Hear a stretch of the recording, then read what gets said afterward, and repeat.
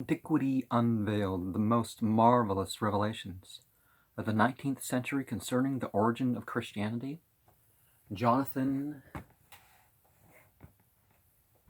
M. Roberts. Vespasian, 10th Roman Emperor. I greet you, sir. I might as well introduce myself. Before I proceed to give my communication, I am sent here by Apollonius of Tyana, and my name was Vespasian. I commanded the forces at the taking of Jerusalem. I was afterwards an emperor. Amongst the Jews at that time, there was no account of such a person as Jesus of Nazareth, but there were several Jesuses commanding the mutineers. Yet neither Greek, Roman, nor Jew knew aught of what is now known as the Christian Savior. There was there Apollonius, who was what we would certainly term, at the present day, a great medium, by laying his hands upon a roll, upon which nothing whatever was written. Communications would come from the spirits of our ancestors. In that way, this man was of immense benefit to me in the redemption of Jerusalem. He was deified after his death. His features and hair resembled very much the statues of the god Jupiter. Well, so-called god, right? He was looked upon in our camp as the reincarnation of the god Apollo. Well, so-called god, right? By reincarnation, I do not mean it in the same sense in which you understand it today, but that he was a god in flesh. Or so they thought. The real truth of the whole affair was that this man was a medium, and that all his teachings were identical with those in the God book of the Christians. The rebuked favors and diseases, and they left those afflicted with them. Our idea of disease was that they were the result of demonology. That is, they were produced by spirits that were only elementary. But this idea was incorrect, for since I became a spirit, I have failed to find such elementary spirits, but I have found diseased spirits who are attracted to mortals by their diseases, and they make sick and help to kill those they obtain control over. Perhaps it's not physical sickness that they do, but the spiritual sickness.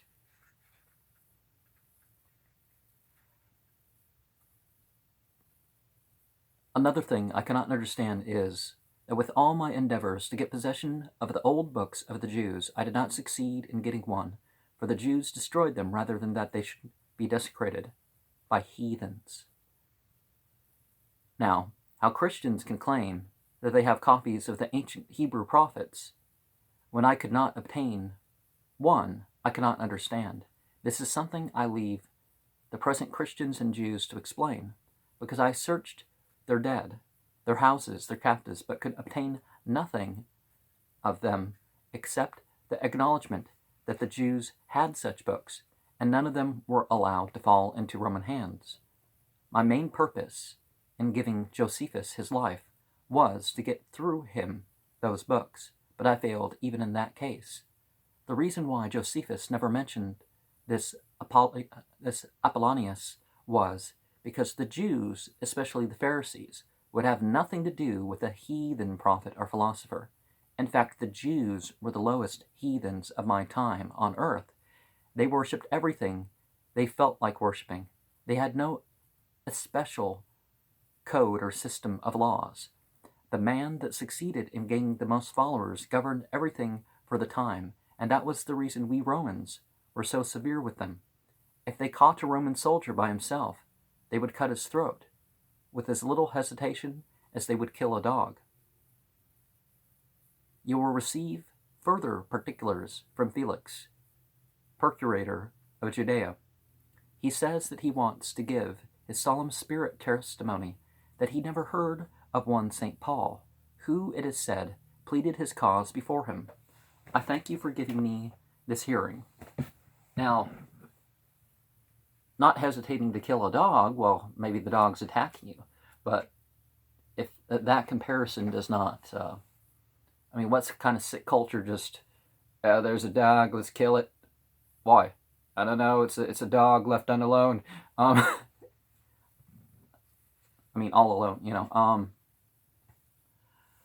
We refer to the Penny Cyclopedia for account of Vespasian.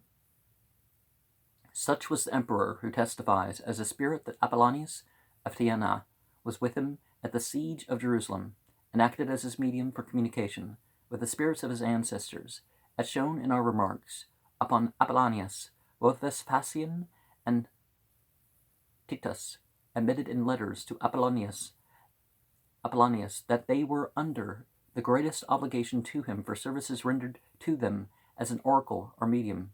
The testimony of this spirit, that there was nothing known at Jerusalem at the time of its capture by the Romans, or any such person as the Christian Savior, is the most important as cumulative evidence that no such person lived at the time claimed, as the period of his alleged earthly teaching, that Apollonius was looked upon in the Roman camp as the reincarnation of the god Apollo, or so-called, you know, or as an incarnated god. I don't believe in gods that incarnate. I think there are things that are definitely treated as gods, but they have limits in being incarnated, as I will talk about in another. Anyways, and the fact that he was a medium whose teachings were identical with the Christian scriptures affords the strongest evidence that Apollonius was the real origin of the Christian Savior. His rebuking fevers and diseases and driving them from the sick was but the healing process so successfully practiced today by healing mediums. The suggestion or statement that spirits are sometimes diseased and that they are attracted to mortals, imparting to them disease and sometimes causing death, is a startling fact that seems to be largely borne out by observed events. Especially is this case with epilepsy, as we have had much reason to know. Who knows how the books of the Jewish scriptures came into the hands of the Christian priesthood? Nothing of them was known to the most learned of the Greeks and Romans.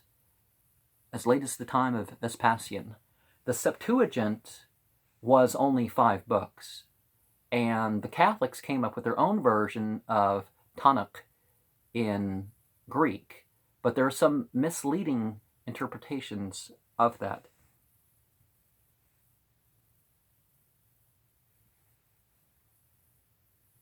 That Apollonius had much to do with saving the life of Josephus, there is little doubt from what Vespasian says, for it was the work of Apollonius's whole life to master the religions and mysteries of every people then known to civilization. He undoubtedly used all his influence with Vespasian to save Josephus in the hope that he would learn the secrets of the Jewish religion through him. Vespasian states that he spared Josephus on that account. The whole communication of Vespasian is singularly confirmatory of the communication of Apollonius. Thus facts accumulate, all pointing to the one result, that there is nothing original in connection with the Christian religion. And there are other figures that made their way into the story of Christ, but Apollonius is definitely one of the 4. Potamus, I guess, is 5th, and Apotamon. So, but that doesn't mean there was a figure that they, when they try to make a god out of someone, they kind of, well, let's graft this and that and the other, and when the priesthood gets merged with the state, then they say, well, let's kind of remove some stuff. In India it happened. In Europe it appears to have happened before the Christian era. The Christians weren't the first to kind of do this with their record of religion.